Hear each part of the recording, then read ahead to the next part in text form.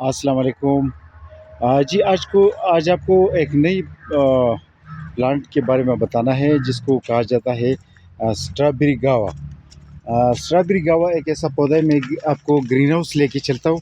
یہ ہماری نرسری کا گرین ہاؤس ہے۔ اس میں یہ جو نیا پلانٹ ہے اس کا میں تعارف کر رہا ہوں آپ کو۔ اس کو کہتا ہے اسٹرابیری گاوا۔ اسٹرابیری گاوا بیسیکلی تو یہ گاوا کی طرح ہوتا ہے، حالانکہ گاوا کی جو بوٹینیکل فیملی ہے اور اس کا مختلف ہے، لیکن اس کا جو فروٹ ہے گاوا کی طرح لگتا ہے، تو اس لیے اس کو گاوا کا ایک مشابت دیا گیا ہے۔ اور اس میں مختلف پلانٹس ہوتے ہیں۔ بعض کی جو ہے نا چیری کی طرح ذائقہ ہوتا ہے امرود، لیکن چیری کی طرح ذائقہ ہوتا ہے۔ بعض کی جو ہے نا اسٹرابیری کی طرح جو ہے ذائقہ ہوتا ہے۔ تو یہ جو ہے اسٹرابیری گاوا، یعنی وہ امرود ہے جس کا اسٹرابیری کی طرح ذائقہ ہے اور امرود کی طرح، یعنی ملا جلا۔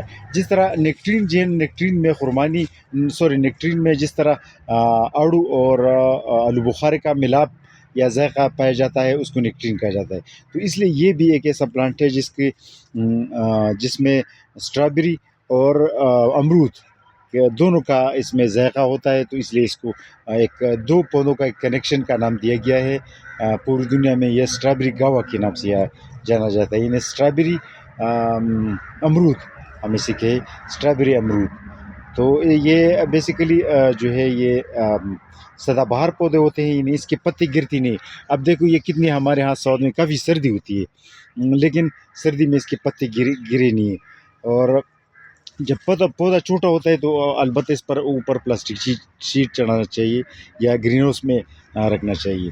اس میں یہ ایک بات ہے، کیونکہ جب پودا بڑا ہو جائے تو پھر سوات جیسے علاقوں میں بھی یہ کامیاب ہے۔ ٹھنڈے علاقوں میں بھی کامیاب ہے، اور بیسیکلی گرم علاقوں میں تو یہ بہت کامیاب ہے۔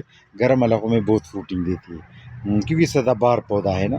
کیونکہ گرم علاقوں میں سدا بہار پودا مثلاً کیلا، مالٹا، کینو، سنگترا، میٹھا، یہ سارے لیمن، یہ سارے پودے خوش رہتے ہیں۔ تو اس لیے یہ بیسیکلی جو گرم علاقے اسی میں خوش رہے گا، کیونکہ سدا بہار پودا ہے۔ تو یہ کہ آج آپ کو بتانا تھا، یہ ہمارے پاس گرو بیگز میں، یہ آپ دیکھ سکتے گرو بیگز میں دستیاب ہے۔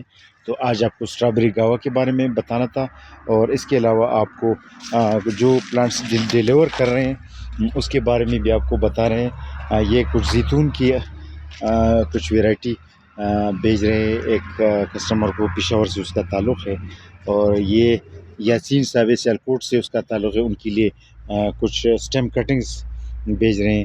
اچھا، یہ ایک کسٹمر ہے ہمارا افتخار علی صاحب، اس کا نام ہے، لاہور سے اس کا تعلق ہے، اس کے لیے ارلی گرانڈ آڑو کے کچھ پودے بھیج رہے ہیں۔ ارلی گرانڈ آڑو آپ دیکھ سکتے ہیں، یہ بوری میں بند ہے، اور ہم نے بالکل ادھر سے باقاعدہ پیک کی ہیں۔